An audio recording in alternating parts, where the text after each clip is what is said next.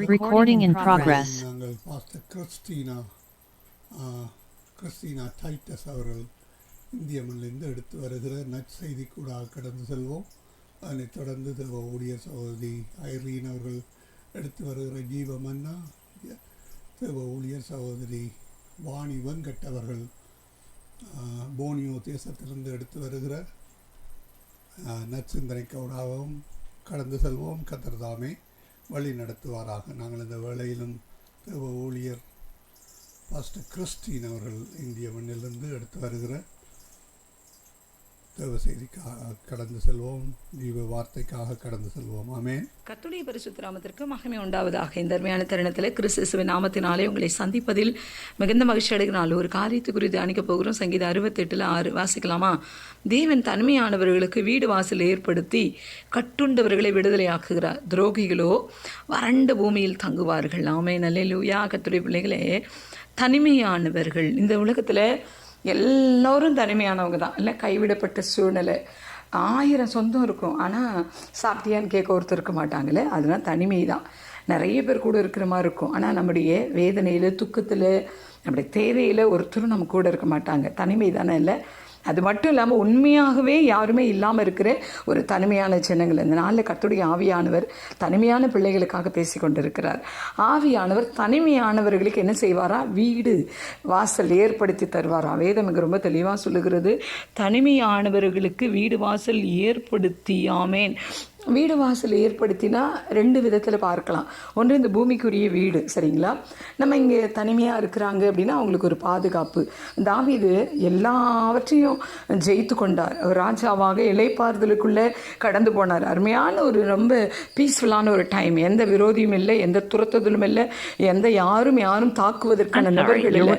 அப்படி ஒரு அழகான ஒரு தருணத்தில் அவர் வீட்டில் இருக்கும்பொழுது அவர் சொன்னார், நான் அழகான வீட்டில் இருக்கிறேன், மச்சு பாவப்பட்ட வீட்டில் இருக்கிறேன், ஆனால் என் தேவனுடைய உடன்படிக்கை பெட்டி ஒரு திரைச்சீலை கீழே இருக்குது, அதனால் ஆலயம் கட்ட போகிறேன்னு எழும்பினார். ஆனால் கர்த்தர் சொன்னார், இல்லை நீ ஆலயம் கட்ட வேண்டாம், ஏன்னா யுத்தத்தினால் உன் கைகள் இரத்தக்கரை படிந்திருக்கிறது, அது வேண்டாம். உன் கற்ப பிறப்பாகி உன் மகனே எனக்கு ஒரு ஆலயத்தை கட்டுவான், நான் உனக்கு ஒரு வீட்டை கட்டி தருவேன் அப்படின்னு பேசினார். கர்த்தருடைய பிள்ளைகளை, இந்த நாளில் ஆவியானவர் சொல்லுகிற ஒரு வீட்டை நான் கட்டி தருவேன் அப்படின்னு தாவீதோடு கூட பேசினார். கர்த்தர் செய்தார் இல்லைங்களா? அந்த வீடு என்ன வீடு? நிலையான வீடு. ஆமேன். தாவீதுக்கு சொன்ன வீடு இந்த பூமியிலே வாழ்கிற வீடு இல்லை, ஒரு நிலையான வீடு. ஆமேன். அது பாருங்களேன், தலைமுறையாக தொடர்ந்து வருகிற வீடு. அவங்க சந்ததி அதுக்கப்புறம் ஏசு கிறிஸ்து இன்னைக்கு நீங்களும் நானும் அதே இந்த வீட்டின் வழியாக தான் நீங்களும் நானும் வரும். அப்போ இன்றைக்கு கர்த்தர் பாருங்களேன், தனிமையானவர்களுக்கு, யாருமே இல்லாதவங்களுக்கு பரலோக ராஜ்யத்தில் ஒரு வீடு, இன்றைக்கு இந்த பூமியிலே வாழ்வதற்கான ஒரு வீட்டை கர்த்தர் ஆயத்தப்படுத்தி தருகிறார். அது மட்டும் இல்லை, இங்கே வேதம் சொல்லுகிறது, கட்டுண்டவர்களை விடுதலையாக்குகிறார். கட்டப்பட்டவங்களை என்ன செய்வாருங்க? விடுதலையாக்குவார். கட்டப்பட்டவங்களை அருமையாக விடுதலையாக்குவார். தெய்வ சமூகத்தில் ஒருவேளை நீங்கள் கட்டப்பட்டு இருக்கிறீங்களா? அதாவது தெய்வ சமூகத்தில் கட்டப்பட்டிருக்கீங்கன்னா அது நல்லது. ஒருவேளை அதை தவிர்த்து இந்த பூமிக்குரிய காரியத்தில் நீங்கள் கட்டப்பட்டு கிடக்கிறீங்களா? கர்த்தர் உங்களை விடுதலையாக்குவார். ஆமென். கல்லறைக்குள் இருந்து லாசருவே ஆவியானவரால் ஆண்டவரால் விடுதலையாக்க முடியும்னா உங்களை விடுதலையாக்க முடியும். ஆமென். அதனால் இந்த காலை வேளையில் உங்கள் கூட கர்த்தர் பேசியிருக்கிறார். நமக்கு அப்படி நன்மை செய்வார் துரோகிகளோ. ஆமென். ஒருவேளை கர்த்தரை அறிந்து கொண்டு கர்த்தருக்கு விரோதமான காரியங்கள் செய்யலாம், திருச்சபைக்கு விரோதமான காரியங்கள் செய்யலாம், ஊழியக்காரங்களுக்கு விரோதமாக எழும்பலாம். இவங்கெல்லாம் யாருங்க? துரோகிகள் அப்படின்னு வேதம் சொல்லுகிறது. அவர்களும் வறண்ட பூமி, அவங்களுக்கு நன்மை இல்லைன்னு கர்த்தர் சொல்கிறார். இன்னைக்கு அப்படிப்பட்ட நிலைக்குள்ளே நீங்களும் நானும் போயிடக்கூடாது. எந்த சந்தர்ப்பம் சூழ்நிலை வந்தாலும் கர்த்தருக்கு ஃபேவராக, கர்த்தருக்கு பிரியமாக நம்ம வாழ கற்றுக்கொள்வோம். நாளில் கர்த்தர் நிச்சயமாக உங்களுக்கு வீடு வாசல் இல்லையா, இன்னைக்கு கர்த்தர் கட்டாயம் கட்டி தருவார். நீங்கள் கட்டப்பட்டிருக்கீங்களா? விடுதலையாக்குவார். ஜெபிக்கலாமா? நல்ல தெய்வம், இந்த நாளில் பரிசுத்தாவே நான் எங்கள் கூட பேசியிருக்கிறீங்கப்பா. வார்த்தைகள் உம்முடையது, எல்லாம் உம்முடையது ஆண்டவரே. நிச்சயமாக செய்வேன்னு சொன்னவர் செய்வீங்க. இதை கேட்கிற ஒவ்வொரு பிள்ளைகளும் ஆண்டவர், கேட்க போகிற ஒவ்வொரு பிள்ளைகளும் ஆசீர்வதி கிறிஸ்து நாமத்தில் ஜெபித்து ஒப்புக் கொடுக்கிறோம் எங்கள் நல்ல பிதாவே. ஆமென். ஆமென். கிறிஸ்துவில் பிரியமானவர்களே, இந்த நாளுக்கென்று தேவன் நமக்கு இருக்கிற ஜீவ வார்த்தை சங்கீதங்களின் புஸ்தகம் 57வது சங்கீதம் 3வது வசனம். கர்த்தர் பரலோகத்திலிருந்து ஒத்தாசை அனுப்பி ரட்சிப்பார். எனக்கு அருமையான சகோதர சகோதரிகளே, இன்றைய நாளிலும் கர்த்தர் உங்களுடைய எதிர்பார்ப்புகள், விண்ணப்பங்கள் எல்லாவற்றுக்கும் பரலோகத்திலிருந்து பதிலையும் ஒத்தாசைகளையும் அனுப்பி ஆசிர்வதிக்கின்ற நாளாய் வாக்கு பண்ணி உள்ளார்.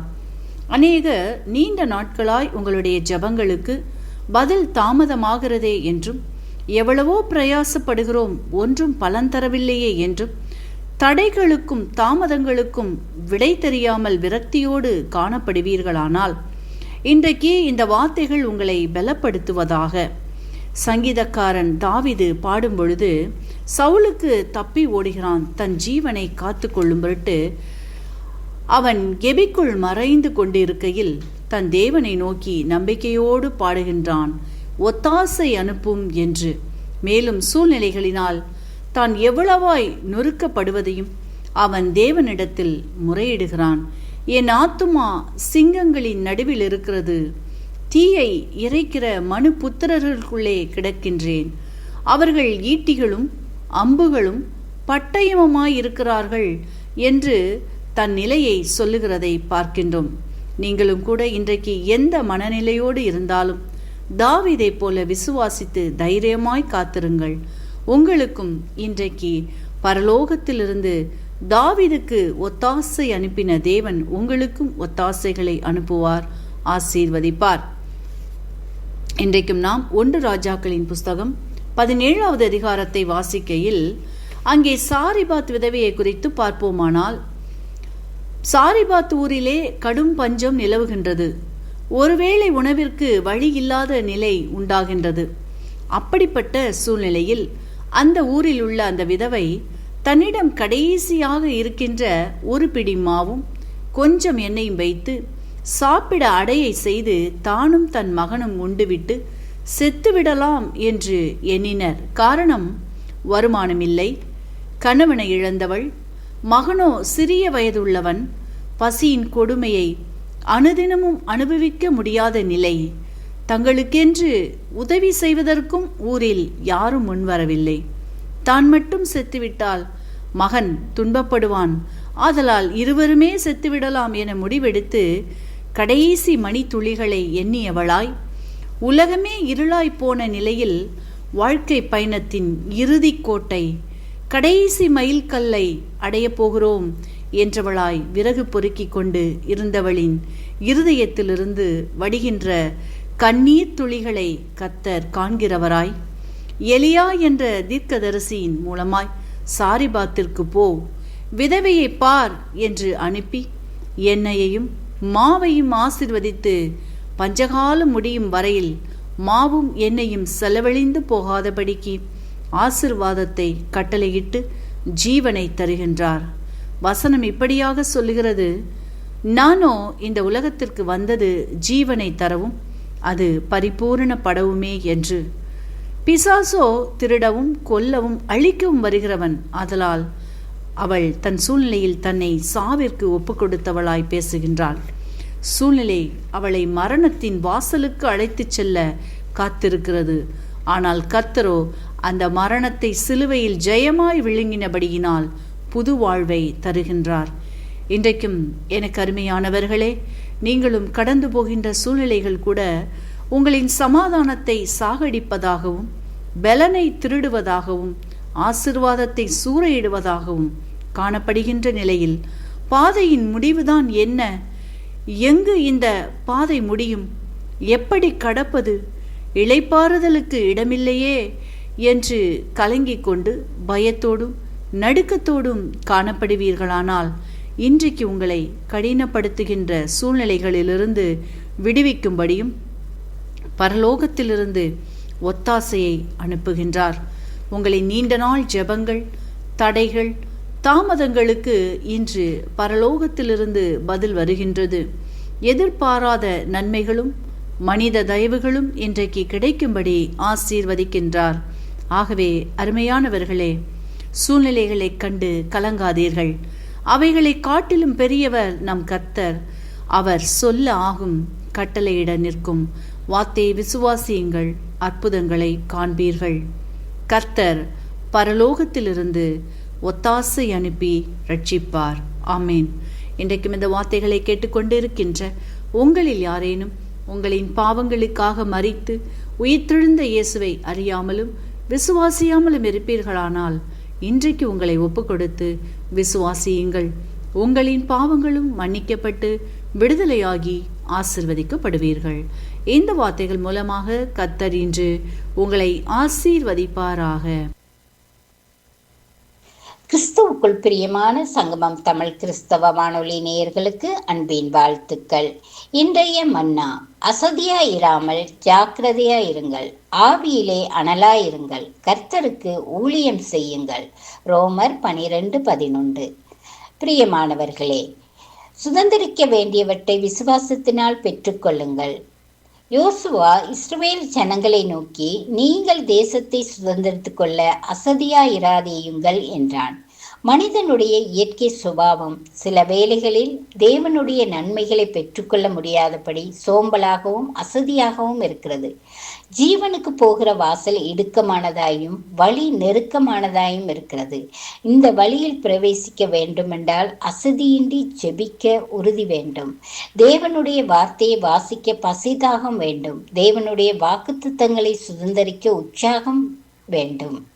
விசுவாசத்தில் நடக்கவும் தேவனில் நம்பிக்கை தேவை. அர்ப்பணிப்போடு செய்யப்படும் ஊழியம் தலைமுறைகளை தொடரக்கூடிய சரித்திரத்தை உருவாக்கும். பரலோக ராஜ்யத்தை யார் பிடித்துக் கொள்கிறார்களோ, ஏனோ தானோ என்று வாழ்கிறவர்கள் அல்ல, பலவந்தம் பண்ணுகிறவர்களே அதை பிடித்துக் கொள்கிறார்கள். பரலோக ராஜ்யத்தை சுதந்திரிக்க நாம் செல்ல வேண்டிய வாசல் இடுக்கமானதுதான். கேட்டுக்கு போகிற வாசலோ விசாலமானது. இதனால் தான் அநேகர் சத்தியத்தை அறிந்தும் போராட்டங்களை கண்டதும் பின்வாங்கி விடுகிறார்கள். நீங்கள் கர்த்தரிடமிருந்து ஜெயத்தையும் ஆறுதலையும் சகல நன்மைகளையும் பெறும்படிக்கு உங்கள் ஆவிக்குரிய ஜீவியத்தை ஆராய்ந்து பாருங்கள். எங்கே சோர்ந்து போயிருக்கின்றீர்களோ அந்த இடத்திலிருந்து எழுந்து புறப்படுங்கள். நீங்கள் சுதந்திரிக்க வேண்டிய ஆசீர்வாதங்கள் அநேகம் உண்டு. எங்களுடைய ஆவிக்குரிய ஜீவியத்தில் எந்த இடத்தில் சோர்வாக இருக்கிறோமோ அந்த இடத்தை விட்டு எழுந்து கட்டப்பட எம்மை ஒப்பு கொடுத்து செபிப்போம். அசதியை நீக்கி தேவ சித்தத்தை நிறைவேற்ற நம்ம ஒவ்வொருவரையும் தேவன் எடுத்து பயன்படுத்துவாராக. ஆமேன். தேவன் தாமே இந்த வார்த்தைகளை கொண்டு ஒவ்வொருவரையும் நிறைவாய் ஆசீர்வதிப்பாராக. God bless you.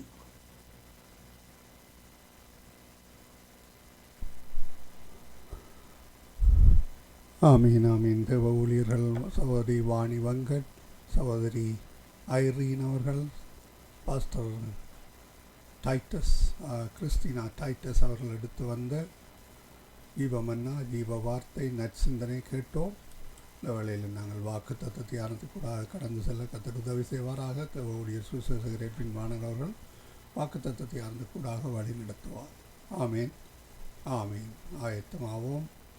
அன்றியும் நன்மை செய்யவும் தான தர்மம் பண்ணவும் மறவாதிருங்கள். இப்படிப்பட்ட பலிகள் மேல் தேவன் பிரியமாயிருக்கிறார். ஆமேன். கேட்போமா? ஆமேன்.